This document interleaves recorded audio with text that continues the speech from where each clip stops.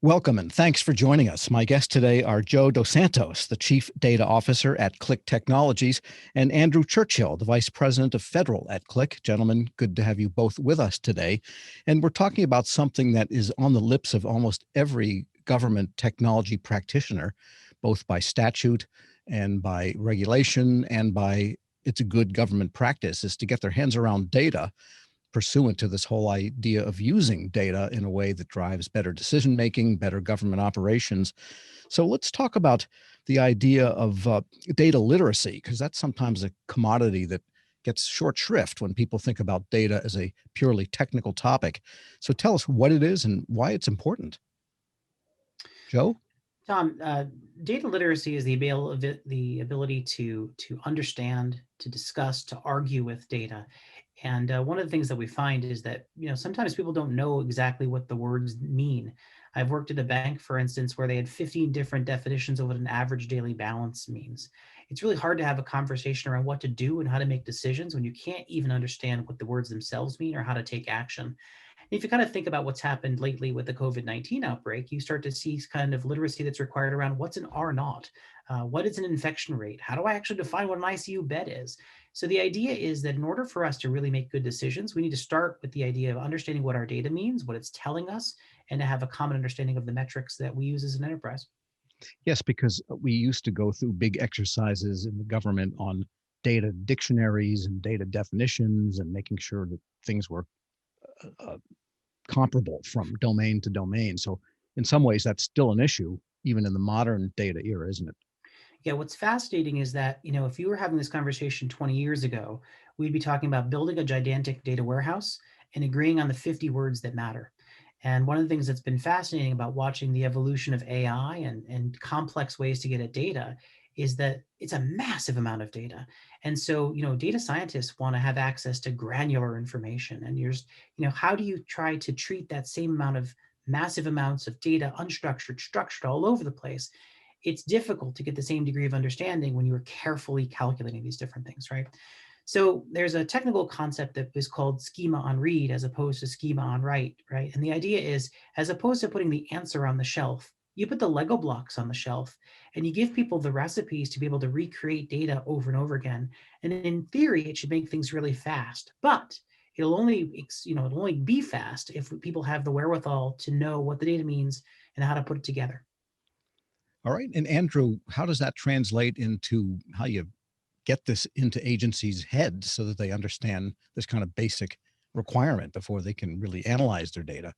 Yeah, sure. The initiative's been out there, whether it's the DoD data strategy or the broader federal strategy, or many of the initiatives that are focused on workforce development, building the workforce of the future. Data skills are front and center. The GSA skills catalog, a variety of agencies building these boot camps of sorts to be able to bring these folks up. While they're focusing on tools, how do I work with R in data science, or how do I prep my data? A lot of it is focused on these sort of data literacy skills. I think one of the most important areas that we're seeing evolve is at the leadership level. Data literacy is also about the culture that becomes that drives the way that data is perceived or the use of data. So many of these organizations, again, take the DoD's data strategy that was created with the CIO and top leaders, David Spurk as the CDO. It sets a platform that says, we will work with data. So it basically gives permission to folks to begin to build those data skills, and it shows that we will lead by example. From there, it really is about sort of the re-envisioning of the workforce, getting them more folks that are going to be more hands-on and have more sort of participation in the analysis. When Joe talks about those people needing to understand what those terms mean, it's about about empowering an expanded workforce. It's not just a group of guys in the back room that are building these reports. We're now taking that out to those front line, those domain experts, and expecting them to be able to also participate and understand that vocabulary. And Yeah. Joe, so the implication is this is not simply a matter for the data officers and the chief data officers. For them to be effective, you need to have some literacy about data diffused, I guess, in the workforce. Are there any shortcuts to that, short of going back to school and becoming a data scientist? Thank God there are. So I want to underscore something that Andrew said about this idea of data for the many. If you kind of look at some of the trends that we've seen over the past 15 years, we talk about things like data lakes and Hadoop and data scientists, and it seems somehow sent the impression that data was for the few. And so what happened is we would stockpile, and particularly in government agencies, there's a stockpile of information that people are kind of terrified to give to people. And as a result, you basically take these highly skilled people and you dedicate them to the analyses of these data sets. So that is, of course, hugely important. But what we're really talking about is how does that become a way of interacting, generally speaking? Every single person should think about making data informed decisions. And all of a sudden, what you have is you need to start to think more about the user as being a civilian or a military person being in their chairs, making decisions and having access to data that matters. And I like Andrew's point around the permission to get the data, the permission to get access to the data to do that.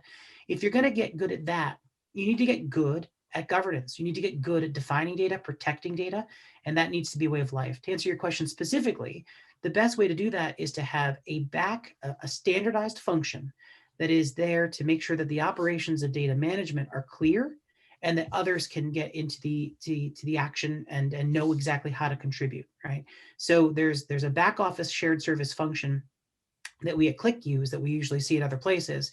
There's a governance organization, there's a technology that's standard, but the end result is to make it available through a catalog for the masses. This is for everybody. And the back office is really there to make it simple for everybody to consume. And I want to get into that whole idea of modernized and contemporary ways of accessing data. But Andrew, let me ask you this first. What are some of the use cases for analytics that you find are particularly valuable in your discussions across the government? What are they trying to do? And do you have any suggestions for them to begin?